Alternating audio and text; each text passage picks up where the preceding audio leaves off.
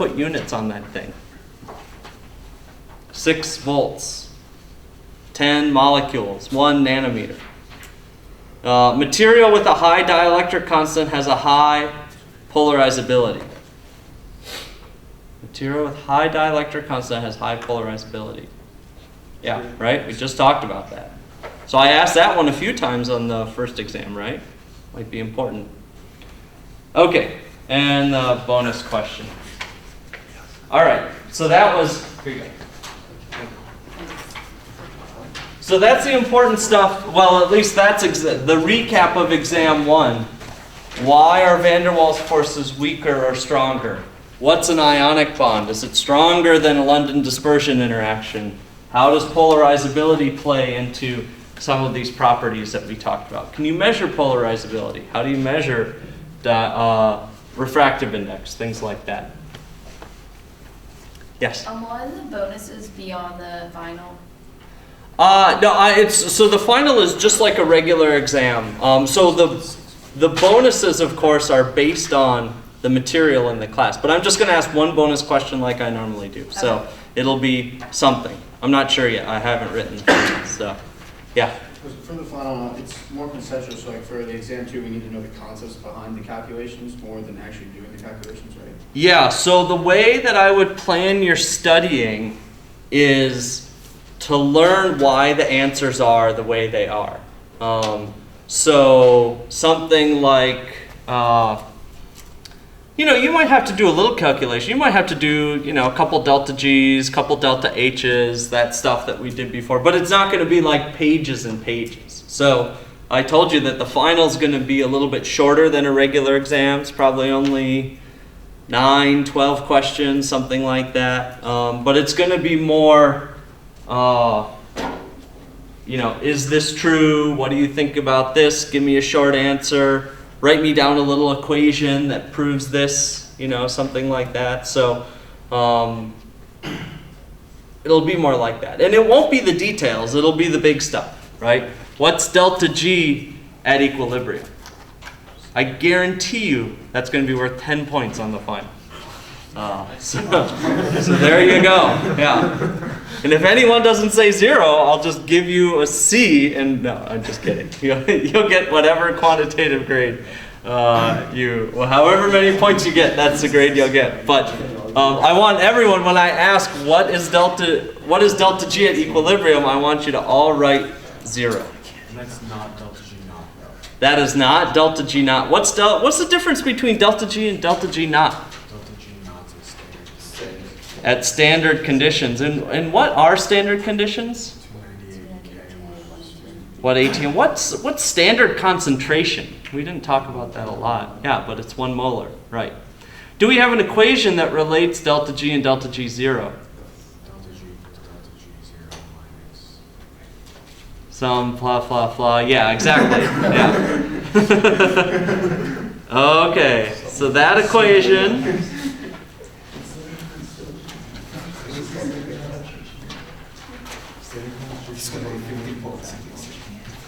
Just to make sure we get it right here. Is it RT ln K? It's minus RT ln Q. And is K at equilibrium? Yeah, Yeah. you said it's at equilibrium. No, I can't find it, but I know it is.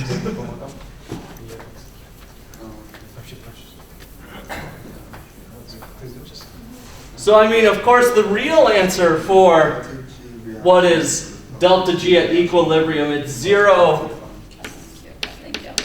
kilojoules per mole. But I'm not going to nip you on the units if you have 0, because 0 is 0. But delta G is delta G 0 minus RT ln Q. Is it plus or minus? It's plus. Plus? Yeah. There we go. Yeah, because it's minus RT over NF, and E and delta G have different signs. So anyway, so what's this again? Under standard conditions, right? Where do we usually find that?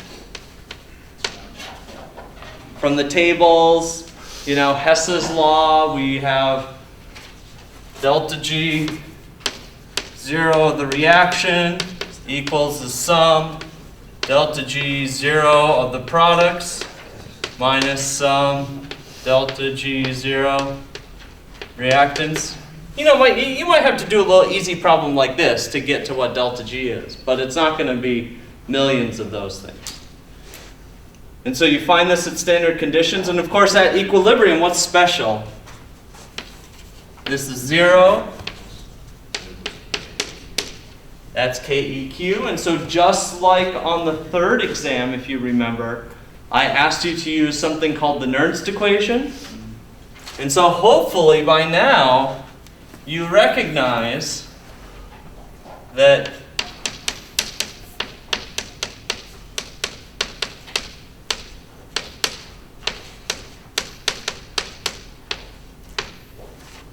these two guys are the same, right?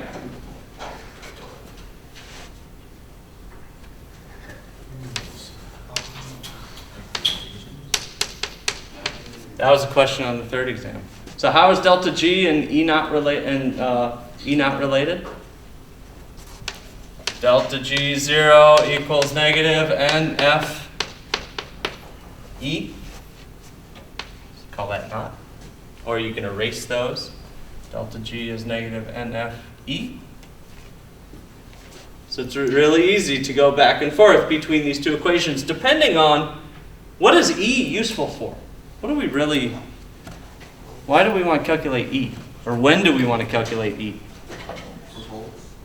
When we have some electrochemical reaction, right? When we have a table with electrons moving around. And so you need to decide, if I ask you a question about this stuff, you need to decide, do I have delta G zeros?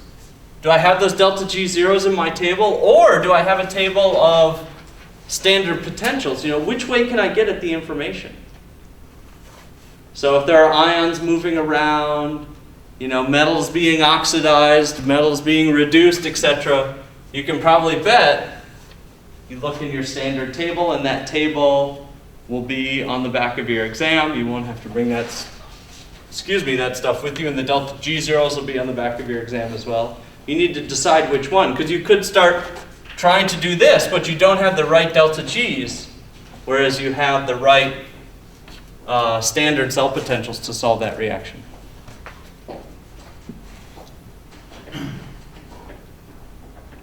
Other questions? Yeah? Can you do question 7 in exam 2? Sure.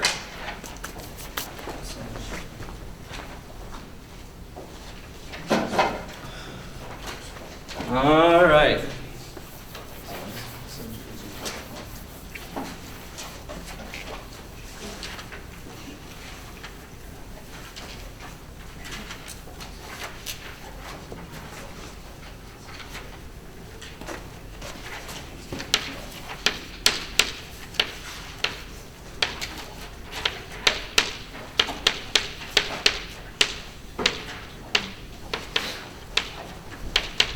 So we got this reaction. Okay, at 250 C, the equilibrium constant is 4 times 10 to the minus 2. If the concentrations of both PCl3 and chlorine gas are 0.3 molar, and the concentration of PCl5 is 3 molar, is the system at equilibrium? Okay? So what do we have to do? We need to find Q, right? So what does Q equal? Concentration products and concentration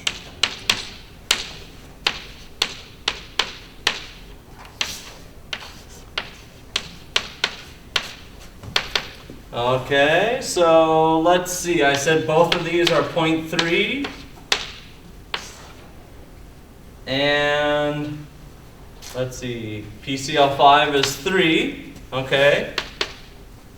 So when you do that math, what does Q equal? 3 times 10 to the minus 2? Okay, and the equilibrium constant is, okay, is this system at equilibrium? No, because these are not equal. Yeah? Aren't you trying to find KEQ though, like where you put Q on that equation, because it's at equilibrium? No, I said, is the system at equilibrium? So I gave you the concentrations and I gave you KEQ, Okay. right? And so I said, this is the equilibrium constant, just gave it to you.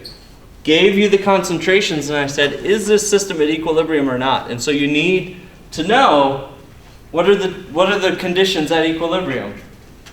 Delta G is 0, Q equals KEQ, or the same variation with E cell, right? And so those are the two things you need to test. Can you figure out if delta G equals 0 for this thing? You don't have a table. Yeah, that's difficult, but you have KEQ. And so you really want to know, does Q equal? And so you can do that calculation easy. And you say, no, it's not at equilibrium. If the system is not at equilibrium, in which direction will the reaction proceed to reach equilibrium? This is the hard part of that. Does this number need to go up or down to reach equilibrium? Up. This one has to go up. So Q has to increase, right? So if I want to increase Q, and I've got 0.3 molar, 3 molar, what do I have to do to increase Q? Increase the products. Increase these two numbers, right? And so which direction does my reaction have to proceed? Towards the right.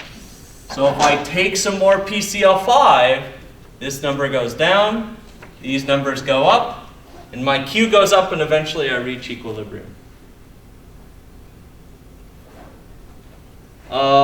Let's see, so if I take 1 mole of PCl5, how many moles of chlorine do I form?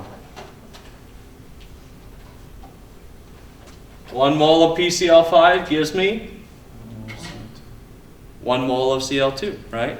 0.5 moles of PCl5 is 0.5 moles of Cl2. So that stuff is easy, but remember that easy stuff, right? That's a gimme that you can just look at the coefficients in front of the reactions and products and tell me how the moles are related